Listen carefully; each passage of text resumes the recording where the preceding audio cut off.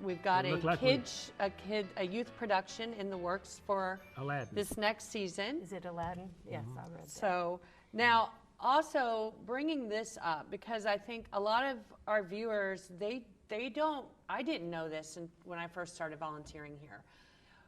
We said the word public domain. So explain the public domain, and then there's BMI ASCAP, and then the royalties for shows that we have to get.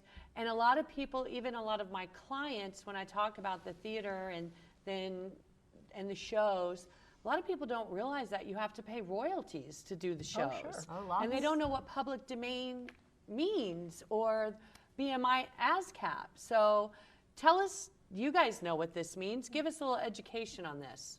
As far as I know, public domain really just means that it's whatever the material is no longer under copyright. And then what does that mean? Well, for like dollar amounts, et cetera? Well, of course, anybody who owns, what do you call that, intellectual property? The author or the author's estate and heirs, it continues for a certain amount of time that you have to pay. If you want to use that music, their material, you have to have their permission and you have to pay for it.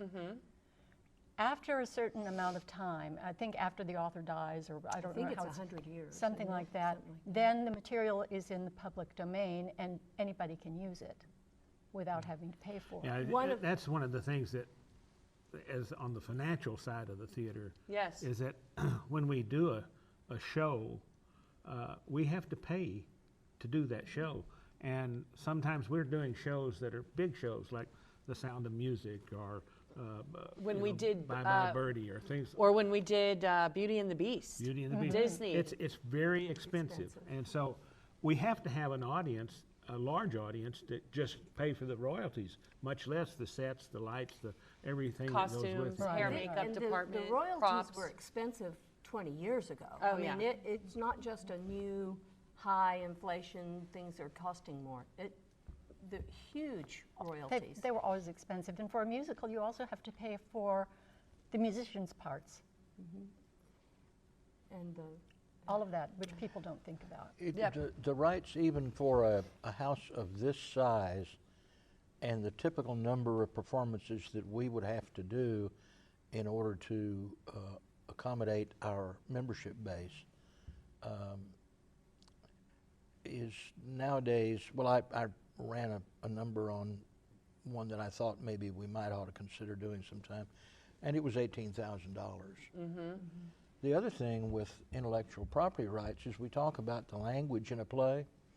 If you hire a play and get the rights from the publisher or the owner of the rights, you cannot change the language. And if there is a language or something that might be sensitive to our community, we have to contact them and get permission to take that out. Is that correct? Here's a great little caveat with that. And most of the time the answer is no. Correct. You want to do my play, you do it the way I That's wrote correct. it. Right. And that's the reason why the policy of the theater generally has been, if we're doing a play that for some reason or another, like I was saying before we started today, I played a role in a play called The Foreigner. Gary was in that as well.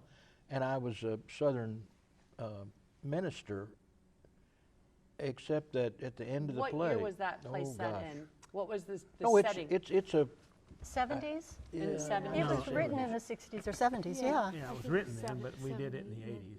So Well, we did it twice. We Yeah, did you it did it the twice. second Staged time. For it the first what time Wayne's and going to saw be it the talking second about, time. I think it's good to, let's hear when was that play set in. So when he explains what he's going to say, it makes sense.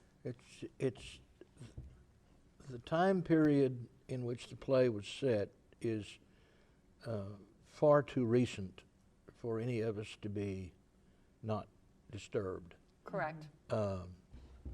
But the guy is the charming, handsome, of course, young minister with a beautiful wife, and everybody in the community, except for a few, don't know that he is also the ringtail leader of the Klan. And when that truth comes out at the end, his temper lets go, and he says words that were terribly, terribly offensive to everyone in the audience. But if those words hadn't been offensive, and if being the leader of the Klan, he was still portrayed as a nice guy, the point would not have been made. Yeah. Right. And so when we do that, we always make a point of advising the audience that there may be adult language or Yeah, adult or a themes. gunshot or any of the things that could disturb somebody. Right. But the point of that play was just to also, it's not acceptable. We shouldn't accept that times should change. These are not things Right. that were good. So- Moving out of that area, but Gary Gosney and I were in a play called Sylvia, and in it, I play his dog. A And nice one, too. I was good as a dog. And in it, the dog, Gary's character takes my character to the park, and my character sees a cat. And the language that my character is supposed to say is just filled with all the naughty words that you wouldn't want your children to hear. And Gurney, the playwright, has a little asterisk there, and it says, if you're performing in front of two goody two-shoes, go back to the, and then it has this long, you're a sack of guts, kitty, you're a, whatever, and it's this clean fussing, I'm gonna break your neck instead of some other terrible things. And so we did the mild version. So sometimes playwrights are kind and give you an out. That's true. When you need it for, it still was the same. I've seen it. Betsy performed. had a nice side to this because she was my dog and I spayed her. That's it. That's it. I don't know I if had it my took. kids already. The last comment that was interesting in Annie, Daddy Warbucks says, damn and hell. Now, this is perfectly in character with Daddy Warbucks, and we wouldn't have thought, I think it was the second Annie, I stage managed that one. And somebody actually did write and complain because the actor was saying that word in front of, those words in front of children. Right. Part of the problem was the damn at least was a lyric for a song. Yeah. You can't really skip, change, do anything else with that. But there are people who are that sensitive. And so it's sort of like Whorehouse, it's that spectrum. Who's upset? Right. And I think where Betsy said we can't please everybody, but we try to please everyone. Well, sometimes, generally, if you take things like that, I wrote a play that we did here one time called That's Quite Enough, and it had some offensive language about it, but it was showing how bad that could be. Right. And if you take it in context of the whole show, you can understand that Why it was in like there. Wayne's thing where he's a member of the Klan. Well, you don't want them to like people in the Klan. No. And so that was the point. Right. Can't tell you how many clients I lost after I played that role. No, that's joking, but frankly, if you consider over all the years, and not that the theater has done even perhaps our fair share of challenging our blue material, the Temple audience, by and large, is a very sophisticated audience. They always want to come to the theater and be entertained. Sometimes that can be escape and just have a great fun time. Sometimes it can be challenging you intellectually. And so theater in Temple, Texas is capable of being quite dynamic, sometimes quite sophisticated, and always comparably very, very good. It's amazing to most people who are aware of what gets done at the Temple Civic Theater and see that we are doing the kind of literature that you might expect in Dallas or Austin or San Antonio or Fort Worth. But it's being done right here. In approximately 1990, I was going to one of the conventions for the Texas Nonprofit Theater Association, I think it was. And at that time, I was told that Temple Civic was the second longest running, continuously active theater in our state. Oh. And so, since we're still continuously running, Right. I believe that's accurate information, but somebody with more digital skills I think needs we're to the find longest that out. running right now. So, Only think Midland is we the- touched on MAME with you. Yeah, Is that I correct, think- Wayne? Did we touch on MAME?